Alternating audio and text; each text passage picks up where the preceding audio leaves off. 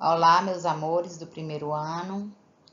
A aula de vocês hoje é sobre o texto dissertativo. Nós já vimos o texto descritivo, nós já vimos o texto narrativo, nós vamos ver o texto dissertativo, ok?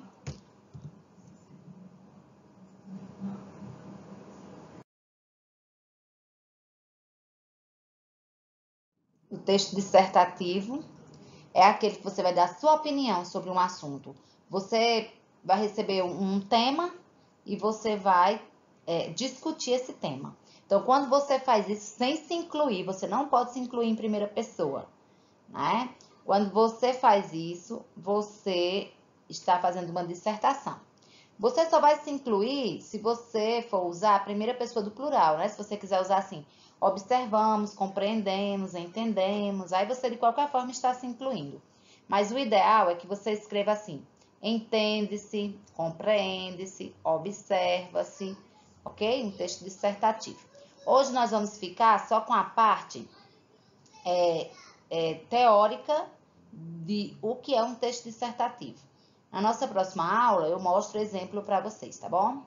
Então, dissertar é debater, discutir, questionar.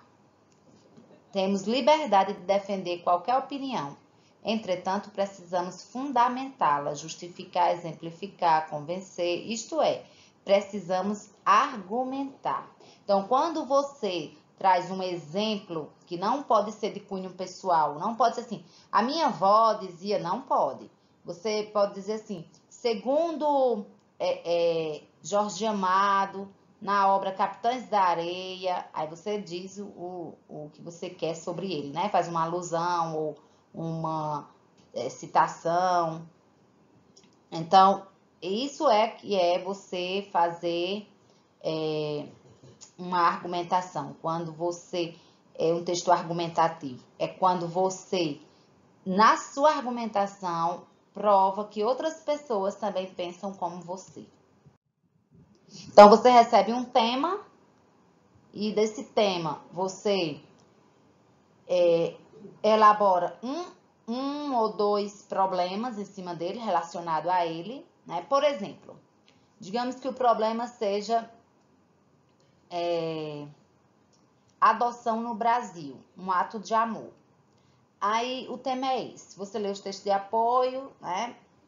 Para se inspirar e você vai em cima desse tema, ó, adoção, um ato de amor. Bom, professor, isso não é um problema não, isso é uma coisa boa, porque adotar é a gente ter esse amor por alguém. Então, qual é o problema aí? Isso aí é uma coisa boa. Tem razão.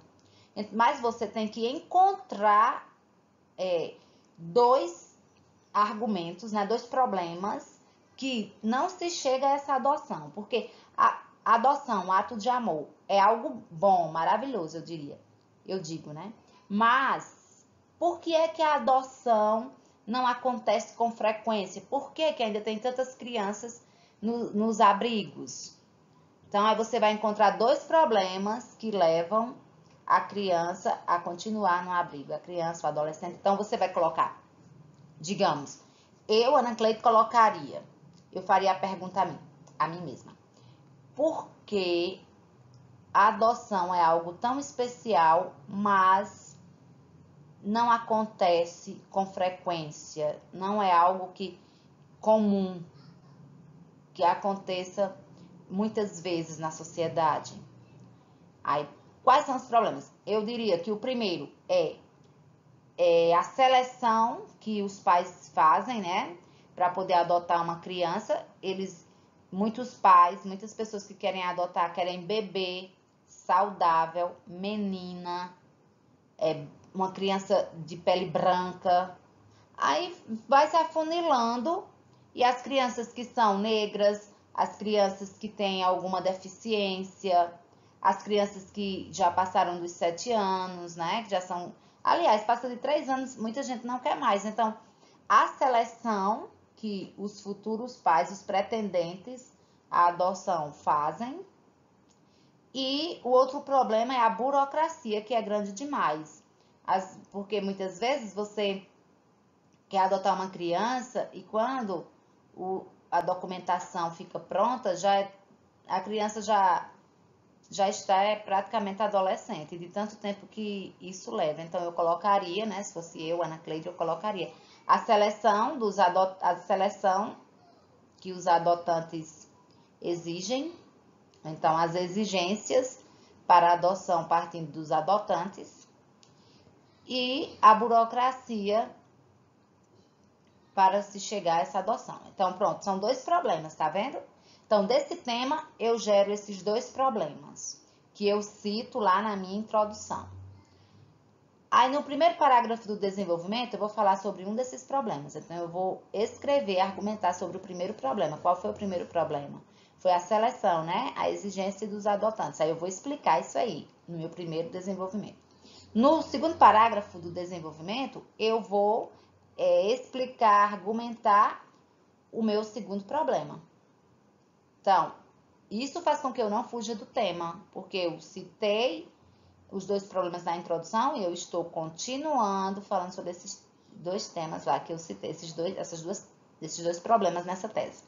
E vem, então, a minha conclusão, né, que nós também chamamos de proposta de intervenção, o Enem chama de proposta de intervenção, que é você mostrar uma solução para esse problema. Então, aqui é o que eu já expliquei. Tema é o assunto que você irá discutir, aí eu coloquei aí alguns exemplos. O poder de transformação da leitura, que foi o tema do Enem 2006. Adoção, ato de amor e solidariedade. O direito de votar. Então, e assim por diante. E o do Enem do ano passado, que foi a democratização do cinema, né, no Brasil. Então, eles lhe dão um tema, né, um assunto, e em cima desse tema que você cria os problemas, cria ou escolhe, porque esses temas geralmente têm muitos problemas, você tem que escolher 2. Há pessoas que escolhem só um, mas eu oriento a escolher 2. Tese é a ideia que você vai defender em sua redação, ela deve estar relacionada ao tema e apoiada em argumentos ao longo do texto. Com outras palavras, né? Dizendo novamente o que é tese com outras palavras. A partir da tese, você escolhe 2 problemas relacionados a ela.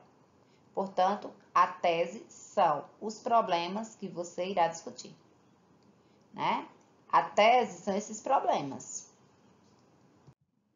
A argumentação é a justificativa que você usa para convencer o leitor de que tem razão sobre o que está defendendo. É nesse campo que o redator deve usar estratégias de exemplificação, comprovando seu ponto de vista. Isso transforma o texto apenas dissertativo em um texto dissertativo argumentativo. Então, quando você fica só falando sobre aquele assunto, mas você não traz a comprovação de alguém de autoridade no assunto, sobre esse tema, você faz só um texto dissertativo. Um texto dissertativo argumentativo é quando você traz, né? Quando você, por exemplo, cita a Constituição, quando você cita um período histórico que justifique o que você pensa, passa a ser argumentativo. E vem a proposta de intervenção, que é a conclusão. É a solução para o problema e deve contemplar cada ponto abordado na argumentação. Esta proposta deve ser clara e inovadora, relacionada à tese e bem articulada com a discussão desenvolvida no texto. Os meios utilizados para a solução do problema devem ser explicitados, respondendo às perguntas. Então, você vai dizer, depois que você argumentou, aí você vai começar a sua conclusão, começa sempre com um articulador de conclusão, por exemplo, portanto, vírgula.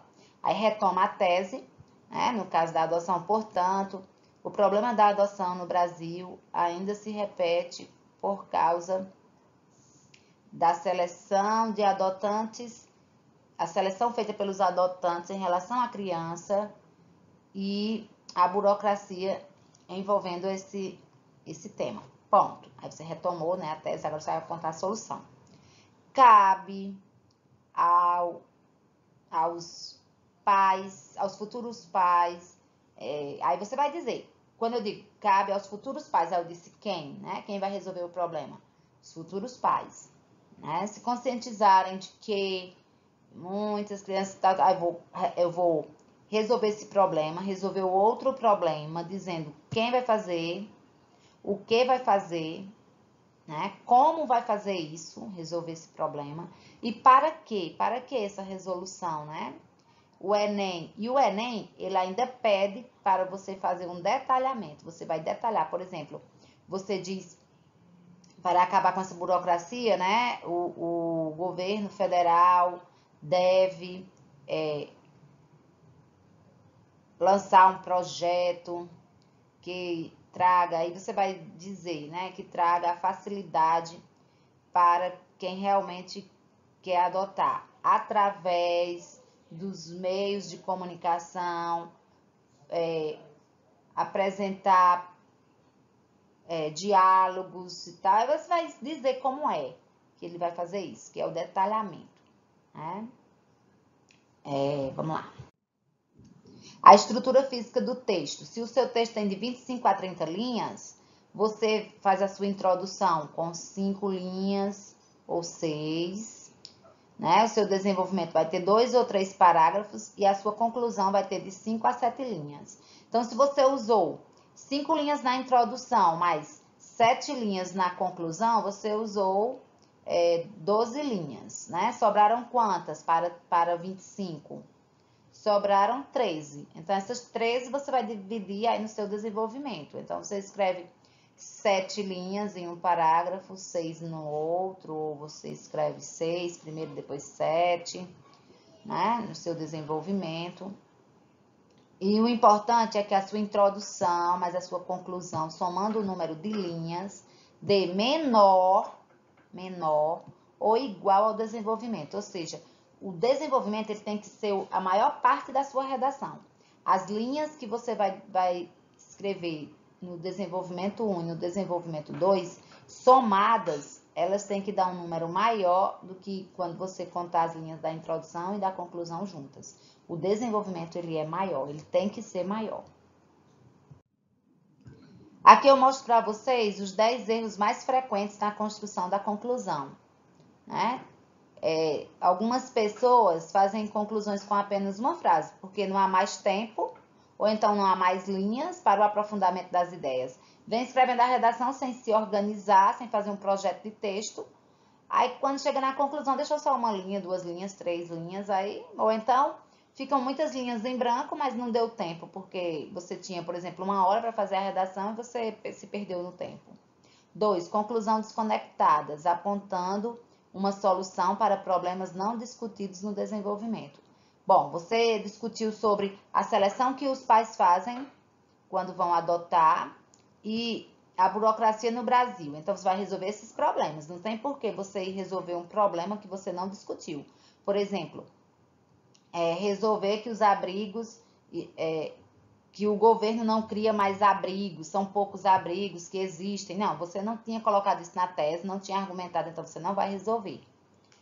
3. Soluções utópicas, mágicas, vagas, não viáveis. Exatamente. Você ficar inventando uma solução que você sabe que não vai resolver. Por exemplo, crianças de rua. Esse problema só vai acabar quando Jesus voltar à Terra e separar as crianças. Ah, minha gente, né? Então, tópicas, coisas vagas. Você dizer, o governo devia resolver esse problema, pois as crianças não aguentam mais ficar nos abrigos. Tá vago. Resolver como? Tá vago. 4. Transição abrupta entre desenvolvimento e conclusão. O que é isso, Ana Cleide? Isso é quando você vem fazendo introdução, desenvolvimento 1, desenvolvimento 2. Quando vai para a conclusão, você já começa resolvendo o problema. O que você tem que fazer primeiro é usar uma conjunção conclusiva ou um termo que dê ideia de conclusão. Uma expressão que dê ideia de conclusão. Então, você usa portanto, vírgula, aí faz sua conclusão.